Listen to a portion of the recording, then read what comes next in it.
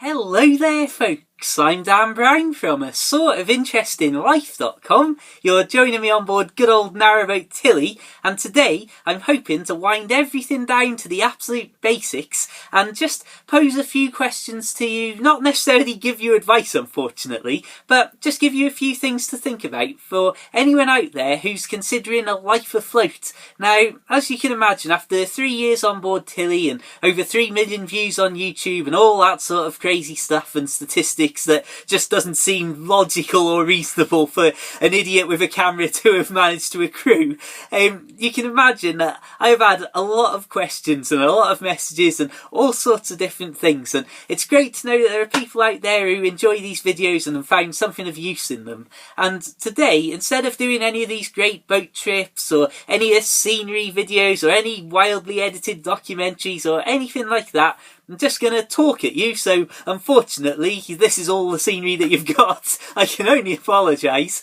And really, I suppose, the absolute heart of what I want to talk about today is going back so far into the process of thinking, do I want to live on a boat or not, that we're not even going to get as far as even considering what sort of boat you want or buying a boat or anything like that. And, well, don't worry, I've got plenty of videos lined up and plenty more introduction style videos and guides and stuff like that to come. I've literally got plans for my next 5 documentary episodes already done, and there's so much to talk about, but let's not get too distracted here.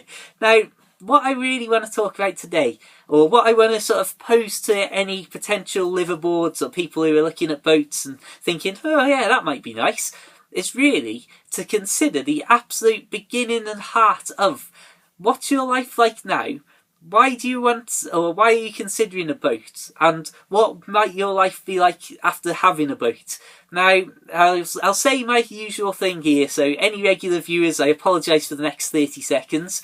It's very difficult to give out any sort of fixed advice, apart from on very broad general things, because, as I always say, boat life can vary wildly from person to person, from boat to boat, and even on the same boat from week to week, depending on whether you're in a marina, whether you're out on the canal travelling. All sorts of different things can affect how you actually live your life and so on. So really, this is just, like I say, posing questions rather than giving specific advice for this one, because as well, this is potentially a huge part of your life if you're considering moving on to a boat, and you've got to be as logical, as cold and clinical as you possibly can be ultimately to make sure that it's a good decision that you make and it's something that you're going to be happy to do. Now, I would say it all comes down to the 2 big questions of what's your life like now? What do you want your life to be like? And then the 3rd question, which is more important than the others, and I wish I'd said the 3 big questions, not the 2 big questions a moment ago. What will my life be like on a boat? And ultimately, you've got to consider, like, look around you now if you're considering a life on a boat. How much stuff do you have? Do you need things? Do you have collections? Do you do hobbies? Or do you need indoor space for activities and so on? I mean, if I step back a little bit now, you can see that the roof here is not very high, barely a handspan above me. So you can imagine that I haven't got the greatest amount of room in here to suddenly start thinking, right, what I'm going to do is set up a home gym just at the front of the boat, because there's no way I can't so much as jump in this without hitting me head. Anyway, now that we've got that ridiculous demonstration out of the way, I suppose the other sort of enhancements on that basic point of what do you actually have now and what do you need and what do you want to have in your life going forward, whether you're on a boat or not really, is how many things do you have, sort of like hobbies, and have you got a family, for example? How much room are you actually going to need realistically on a boat, which can't really go wider or taller because a narrow boat has got to go through narrow locks and also through low bridges and so on. And of course, no matter how long you make a boat, which again, there's a limit ultimately to how long a boat can be to get through locks, you've also got to think, no matter how far forwards it goes or how many partitions and rooms you set up, you'll never really be able to get away from. It's got to be in a certain actual tube shape and a certain corridor sort of setup and style, because, as I say, you can't put a double-decker boat on the canal and basically get yourself stuck between whichever two bridges it finds itself in the water. And we've got a boat going past. Perfect timing to start this little bit of recording, so I apologise if I suddenly fall over. And that's really something that you can obviously take my ridiculous example of setting up a gym on a boat and all that sort of stuff, but look at it more realistically and in context of your own lives, because I can't stand here and talk about the potential of every single unique human being who may watch this video. Now, on top of that, you've also got to think of, well, what I should have really started with, I suppose, the work situation and your financial situation. Now, we're not going to get into the boat running costs or anything like that, because again, those can literally vary by thousands and thousands of pounds per year. And on Tilly, because she's only a small boat, I'm very much on the extreme low end of how much boat life can cost in a per year sort of breakdown of costs. But again, we'll get to that in the future. Now, what I really want to talk about in this video is, again, how does working and finances and that sort of thing actually impact the way that you live your life now? Then, how would that change if you're on a boat? So, for example, let's say if you work 9 days a week, if you work 5 days a week, 9 till 5, then you might think, if I do get a boat, I'm going to want to keep it in a marina so that I'm not having to travel around and I can have maybe a parking space just up from the boat, and really just continue how your actual daily life would be if you were living in a house. So waking up in the same place every day rather than every 2 weeks at the absolute maximum, moving to a different place if you're out as a continuous cruiser on the canal. So you'd be waking up at the marina, walking effectively what would be down your driveway to your car, hopping in your car and then going to work. And there wouldn't be too much that would change if you were in a marina in that element, in that example rather, because it would be wake up, go to my car, go to work. Whereas maybe if you don't have to be at work all the time, or if you work at home or something like that, then perhaps you could just go, well, as long as I've got my laptop, I can work wherever I am, whether I'm in a house, whether I'm on a boat, whether I'm on the moon. And it wouldn't really have any impact apart from if you suddenly find yourself living on a boat, then you might not think, oh yeah, I don't want to stay in a marina. I want to be out travelling on the canal network and doing writing or doing whatever you may do based on a laptop and working for yourself, that sort of thing, where you could go, well, I suppose we'll go out, have a little cruise around, and I don't know, maybe we'll put in 1,000 miles this year. And you would find that suddenly, instead of working in one room in a house, you would still probably be working in one place on the boat. But the boat itself might find itself hundreds of miles in different places all over the country. So that's, again, some simple things to think about there. But I suppose finances and work are really the most important things for many people. Now, there's going to be some lucky people out there who don't have to worry about money or are retired and looking for a nice way to spend their retirement travelling around the canal network and that sort of stuff. And again, it's just a completely wide variety of people that I could be talking to here. So I hope you'll understand that I'm tripping over myself and me words, trying to think, right, the next thing I should say, oh no, I've got to cover this area of people and society. But if you're able to not have to go to one specific place to work, or if you don't have to go to work at all and you just want to travel the canal, then, I mean, that would be fantastic. I would absolutely love to be able to do that. To wake up and my life would be completely different, because instead of every so many days thinking, right, I've got to get on my bike and head into Oswestry and do some actual work in a real job and do actual proper stuff like a grown-up, I could just be like, right, I'm off. And I could find myself in the next couple of months heading towards London, down at Bristol, or anywhere at all. I mean, how fantastic would that be? Or at least that's my view on it. So, again, if you don't have to worry about getting to those fixed places, or if you haven't got family, for example, or any reason in particular to stop in one spot, then, as I say, your boat life could be so completely different compared to if you're in a situation where you have to go somewhere 5 days a week to work, or you have to go and see people or look after people or have relatives who need you. And that's, again, the simple thing that I say that makes it so difficult to do these videos, because every time I think of moving on to the next topic, I'm like, oh no, but there's all these people, oh no, and then there's all this sort of lifestyle that people might live. So I keep having this endless debate in my mind of, is this area of the video finished?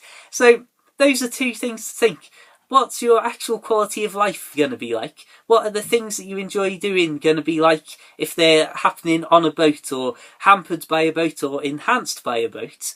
And also, what on earth are you going to do about work? Are you able to not worry about work and just go off and enjoy being out in the middle of nowhere? Or are you going to have to stay in a marina and be able to hop in your car, or however you wish to commute to work? Or maybe you might even work in a marina. Now that is convenience.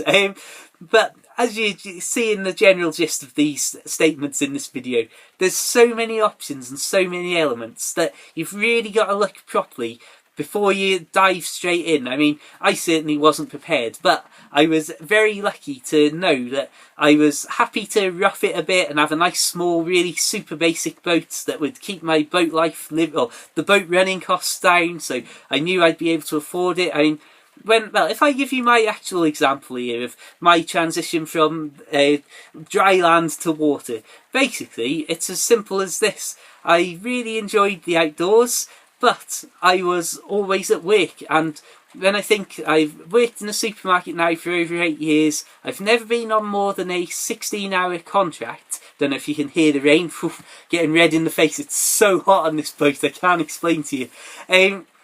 Even though I've never been on more than a 16-hour contract, the first week that I did at this said supermarket, which one nobody knows, maybe, I literally did 43 hours. Then, for the next few years, stayed at that sort of level of doing proper full-time, like 39+ hour weeks, and do that just week after week after week, have a week off work, go back week after week after week.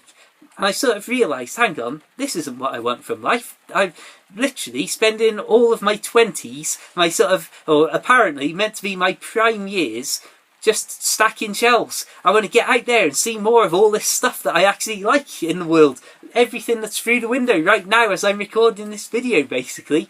And so I finally had the boat idea when a friend joked about me moving onto a boat, and then started looking at it, and then was like, actually, this looks like a good idea.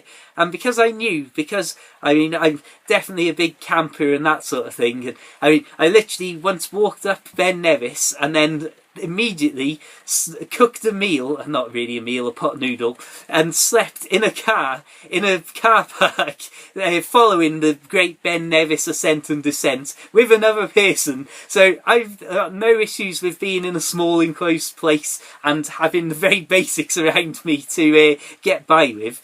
And because of that, I knew I could live very cheaply, and touch wood, if there weren't any serious incidents or things that needed fixing with engines and boats and all the rest of it, that the boat life costs would allow me to start dropping my hours at work to the point where I've gone down to actually only working my 2 days a week and any overtime here or there if needed, so that I can actually do and spend 5 days a week out doing all these things and enjoying being on my bike. And like I say, I literally put in thousands of miles a year now on my bike and in my boots, and I have obviously the boat and the kayak, and I just get to spend so much time out doing the stuff that I've loved for years, and I'm truly grateful for that. But if I'd been in a situation where I was thinking, well, what I really want to do is get promotions and keep working my way up in the company and do this, do that, and basically was more work focused, and that was what sort of gave me happiness in life, rather than being out here doing random stuff and playing, basically,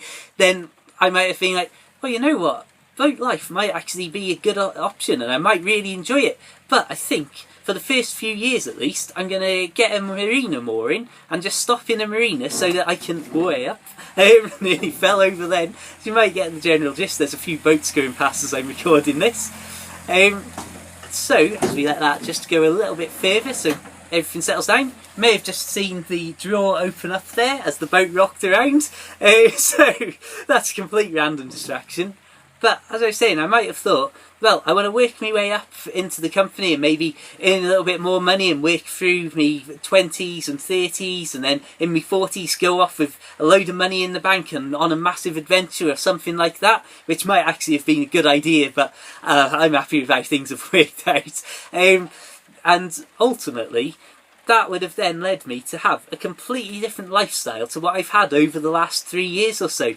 So that's just my simple example and a very basic version of that story. But I'm hoping again it's giving you these ideas and these things to think about and these absolute basics before you even get as far as thinking, well, what boat am I going to buy? How big do I want it to be? What does it need to have on it? And I suppose I'm going to wrap this video up now because the rain's getting heavier. As you can see, I am absolutely bright red in the face because it's so warm. And ultimately, I've already said about 10 times in different edits and cuts of this video how I've been talking to the camera and been interrupted by boats and stuff that, oh yeah, I'll do a video on this, I'll do a video on that. So I don't want to leave too many loose ends. So I suppose I will say, please do check out my other videos for loads more proper boating stuff of actually being out on the canal and the scenery and all that. And check out my documentaries about boat life as well. I've got 5 more planned, like I say, so please do subscribe and tune in for my weekly boating uploads and all that. Feel free to add me on Facebook or like the Facebook page and Twitter, all that sort of stuff if you want to see loads of pictures and general updates from life afloat. And please do, if you'd like to help me out, take a look at my books for the Kindle. Search Amazon for The Narrowboat Lad. I'll find links to everything just mentioned in the description below. Until the next time, keep it boat worthy, have an absolutely fantastic day, and until the next time, farewell.